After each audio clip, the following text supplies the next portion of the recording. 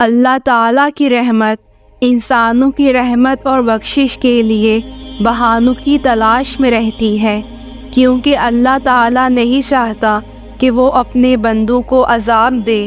وہ اپنے بندوں سے بہت محبت کرتا ہے۔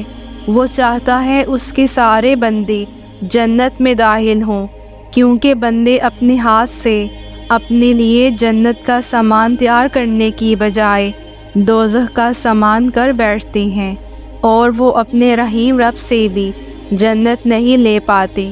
اللہ تعالیٰ تو ہر وقت اسی انتظار میں رہتا ہے کہ میرا بندہ اپنے گناہوں سے توبہ کرے اور میں اس کو اپنی رحمت کے سائے میں لے لوں۔ اس کی ایک مثال رحمت عالم صلی اللہ علیہ وسلم نے یوں فرمائی: بنی اسرائیل میں ایک شخص تھا جس نے 99 لوگوں کا قتل کیا۔ پھر اس کو اپنے گناہ کا جب احساس ہوا تو وہ بڑا پچھتایا۔ اس نے سوچا، کیا میری توبہ قبول ہو سکتی ہے؟ وہ اسی سلسلے ایک عیسائی راہب کے پاس پہنچا، پوچھا، کیا میری توبہ قبول ہو سکتی ہے؟ اس راہب نے اسے دھتکار دیا اور کہا، جا، تیری توبہ کیسے قبول ہو سکتی ہے؟ تو نے 99 قتل کیے ہیں، اب تو تیرا ٹھکانہ صرف اور صرف جہنم ہے، تو اس میں ہمیشہ جلے گا۔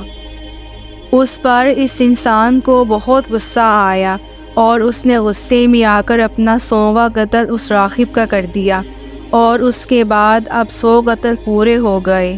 لیکن اس قتل کے بعد اس کو بہت افسوس ہوا، اور اسی دوران اسے ایک شخص سے ملاقات ہوئی۔ اس نے جب اس سے اپنی توبہ کے متعلق پوچھا تو اس نے جواب دیا، کیوں نہیں، تمہاری توبہ قبول ہو سکتی ہے۔ اللہ تعالیٰ کی رحمت تمہارے گناہوں سے بہت زیادہ وسیع ہے، لیکن تم کو ایک بستی میں جانا ہوگا، وہاں کے لوگ بہت نیک ہیں، وہاں جا کر تمہاری توبہ ضرور قبول ہو جائے گی۔ چنانچہ وہ اس بستی کی طرف چل پڑا، لیکن وہاں پہنچنے سے پہلے ہی موت نے اس کو گھیر لیا، اور راستے میں ہی اس کو موت آ گئی۔ اس نے مرتے وقت اپنا سینہ اس بستی کی طرف جھکا دیا تھا۔ اب رحمت اور عذاب کے دونوں فرشتوں میں اس بات پر اختلاف ہو گیا کہ کون اس کی روح کو لے جائے گا۔ رحمت کے فرشتے کہتے تھے کہ اس نے توبہ کا ارادہ کر لیا تھا اور یہ توبہ کے لیے ہی جا رہا تھا، اللہ نے اس کو معاف کر دیا ہے، اب ہم اس کو اپنی مہمان نوازی میں لے کر جائیں گے۔ لیکن دوزخ کے فرشتے کہتے تھے کہ اس نے صرف ابھی توبہ کا ارادہ کیا تھا، اس کی توبہ تو اس بستی میں جا کر پوری ہوتی، اور یہ اس بستی میں نہیں پہنچا ہے، تو ہم اس کو لے کر جائیں گے۔ اسی دوران اللہ تعالیٰ نے اس بستی کو جس کی طرف اس نے اپنا سینہ جھکا دیا تھا حکم دیا کہ وہ قریب ہو جائے، اور پیچھے رہ جانے والی بستی سے کہا کہ وہ میرے بندے سے دور ہو جائے۔ پھر اللہ تعالیٰ نے ان فرشتوں سے کہا، اب تم دونوں بستیوں کو ناپو۔ جب ناپا گیا تو وہ بستی جس کی طرف وہ جا رہا تھا ایک بالش پیچھے رہ جانے والی بستی کے مقابلے میں قریب تھی۔ اسی پر اللہ تعالیٰ کی طرف سے اس کی بخشش کا فیصلہ کیا گیا۔ اس واقعے سے ہمیں صاف صاف معلوم ہو جاتا ہے کہ اللہ تعالیٰ اپنے بندوں سے کتنی محبت کرتا ہے۔ وہ نہیں چاہتا اس کا کوئی بھی بندہ دوزخ میں جلے، اس لیے اس نے اتنے بہانے تیار کر رکھے ہیں ہماری مغفرت کے۔ اگر ہم چاہیں تو بہت آسانی سے اس کی مغفرت کے مستحق ہو سکتے ہیں۔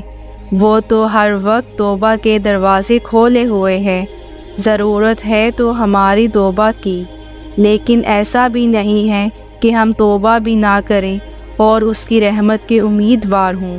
ایسا کرنا تو بہت بڑی ناسمجھی کی بات ہے، کیونکہ وہ عادل بھی ہے۔ اگر آپ توبہ نہیں کریں گے اور اس کی رحمت کے امیدوار ہوں گے تو ایسا اس کے عدل کے خلاف ہے۔ اس لیے ضروری ہے کہ ہم اپنے گناہوں سے توبہ کریں، ہم کسی گناہ پر اڑ نہ جائیں، کیونکہ سب سے بہتر وہ شخص ہے جس سے دن میں 70 مرتبہ بھی گناہ ہوں اور وہ 70 مرتبہ توبہ کرے، تو وہ اس شخص سے بہتر ہے جس سے دن میں ایک گناہ ہو اور وہ اس گناہ کی توبہ نہ کرے اور اس گناہ پر اڑ جائے، وہ شخص بڑا خسارہ اٹھانے والا ہے۔ اللہ تعالیٰ سے دعا ہے ہم سب کو اس کی بارگاہ میں گناہ سے توبہ کرنے والا بنائے اور ہم سب کو آئندہ گناہوں سے بچنے کی توفیق عطا فرمائے، آمین۔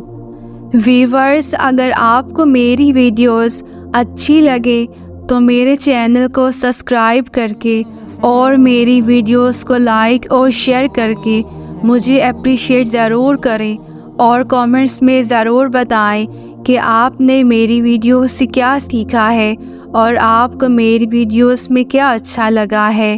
اور میری آپ سب کے لیے دعا ہے کہ اللہ تعالیٰ آپ سب کی جائز خواہشات کو پورا فرمائے، آمین، جزاک اللہ۔